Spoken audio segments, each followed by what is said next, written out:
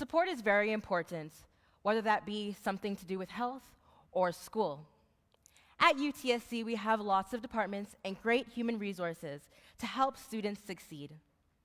One of the supportive staff members we have here is Shehna Javeed. She is an academic and learning strategist at the Department of Academic Advising and Career Center. Today, she will be talking about the idea of self-construct by intertwining the stories of 3 female students with her own story and experience. Let's see what Shehna had to say.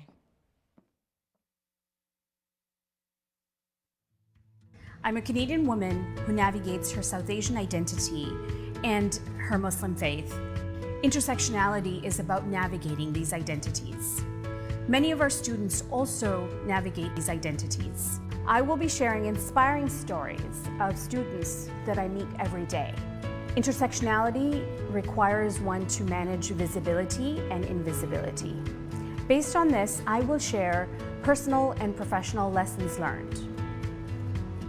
I'm Shehna Javeed. I'm an academic advisor and a learning strategist. I'm a lifelong learner.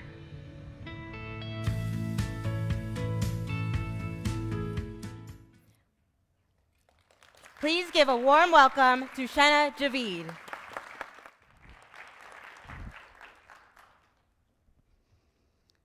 Do you see people for who they are? Do you really see people for who they are?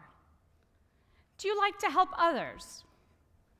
We all like to help those who look and sound like us. But are we genuinely willing to help those who are different from us? Do you see me for who I am? When I first walked on stage, what did you see first? My clothes? My brown skin? When I began to speak, you heard my Canadian accent. Did this give me greater legitimacy? Acceptance? I'm an academic advisor and a learning strategist, and I work with students every single day. I really love what I do because it allows me to help students to see their own potential. And today, I will tell you some of their stories. Let me tell you about a student I know who immigrated from India at the age of 10. She and her family were so excited for the new adventure. Shortly after settling in Cabbagetown, Toronto, she was registered in middle school. About a week into middle school, she was bullied for her orange sweater, a sweater that she loved, but after this day, she never wore it again. Teachers were warm and welcoming. They brought her winter boots, they applauded her English and math skills, and facilitated her learning of French. High school was different. Teenage years are all about fitting in and being cool. One day in her grade 10 geography class, when they were studying India, the teacher made a remark about how poor people might use the toilet. He was trying to be funny, and he said, "Oh, maybe they use soil to clean themselves." And he was looking at her. As the only South Asian in the class, she wanted to tell him that he was being disrespectful. She was embarrassed and wanted to leave the room. But she had the courage to do neither. She just sat there feeling mortified. That mortified teenager was me. That was the beginning of choosing invisibility. Hiding certain parts of me, blending in, not standing out. Choosing invisibility and also choosing silence. The intersectionality of my life involves my race, my gender, growing up in a Canadian culture, in a duality of culture, actually, friendships, family relationships that are influenced with being a Canadian within my Muslim faith and in the South Asian diaspora. I'm like that complicated latte at Starbucks, you know, the one that's so fashionable to order, but one that requires some expertise. Growing up, I was influenced by a creative, strong, high-achieving father who had a physical disability of the legs due to childhood polio. He had to use a wheelchair. My mother traveled 2 hours each way on the transit system to get to her place of work. A few years later, our grandmother came to live with us, and this complicated the family dynamics. I also have a brother who was trying to figure out life. This was the 1980s, the years of poofy hair, one long earring, big belts, iconic movies such as Pretty in Pink and Ferris Bueller's Day Off, and I was the #1 fan of Duran Duran. Living at home, I had to do a lot of chores. I helped with a little bit of food preparation, vacuuming, laundry. Not only did I do errands inside the home, but I was also doing errands outside the house. Because both my parents were tied up with employment, trying to build a decent life. All of these experiences shape and influence who I am today. Losing childhood early, but growing up, learning about motivation, persistence, and perseverance. When I entered university, although both my parents were university educated, both of them with 2 degrees from overseas each, I felt that their advice was not appropriate to the Canadian context. And so I stopped asking, talking, sharing. I was going to do it all on my own. Now that I look back, I realized that there was one thing missing. I had no mentor. I had no one who could really see me for me, who could give me authentic, realistic advice, who I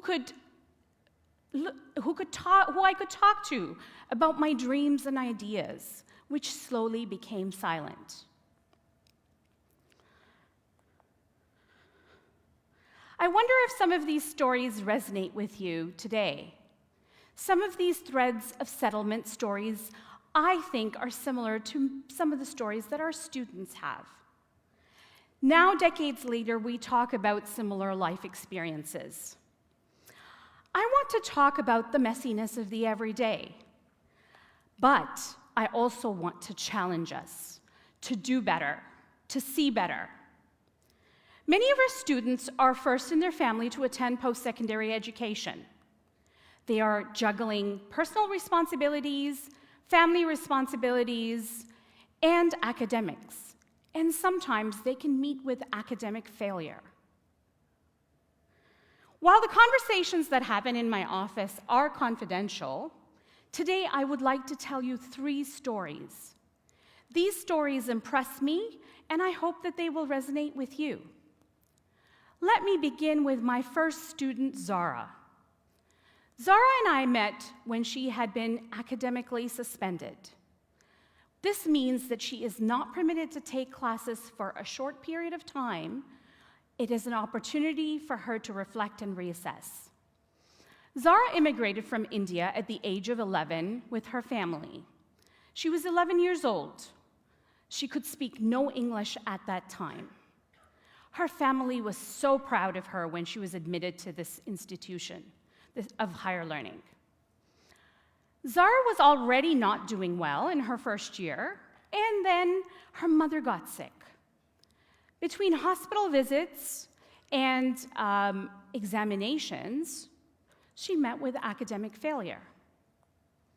My second student, Samia, she and I also met at the same juncture. She had just been academically suspended. Samia immigrated from Pakistan with her family at the age of 1 year old. Samia and her sister were first in her family to attend post-secondary education. Samia's first 2 years were overshadowed with her father's illness and multiple emergency room visits. My third student, Shanti, and that's her real picture. Shanti and I met when she was about to be removed from a highly sought-after business program. Shanti immigrated from Sri Lanka at about 1 year old. Shanti was often caught in the middle of her parents' marital discord, often caught in the middle of their arguments. And this was compounded when her mother got ill with a high-risk illness. Shanti was getting more and more depressed. Now, if we were to see Zara, Samia, and Shanti on a list with names and grades, we might think that perhaps these students did not work hard, or we might think that perhaps they don't have the skills to succeed at university. Do we see Zara, Samia, and Shanti for who they are?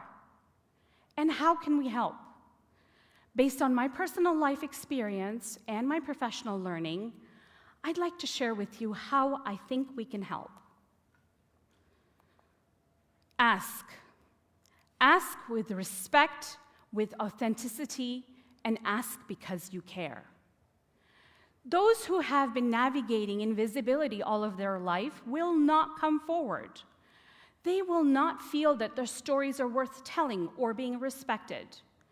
I did not come forward when I had struggles and frustrations. Who could possibly relate to my story?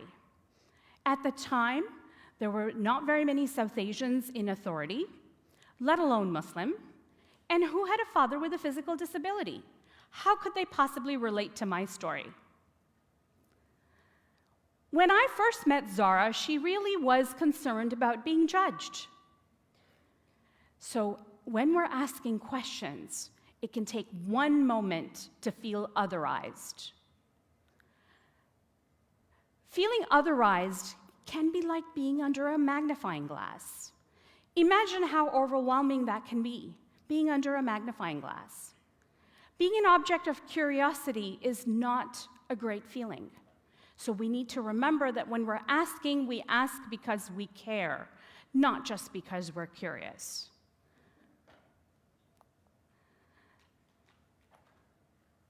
Listen. Listen with empathy and listen from their perspective. Samia often walked into my office. Samia is a little bit taller than me, and she often walked into my office with what I call a Mona Lisa smile. Enigmatic and warm at the same time. But whenever she walked into my office, I also felt her resolve to change her academic condition. She was all in.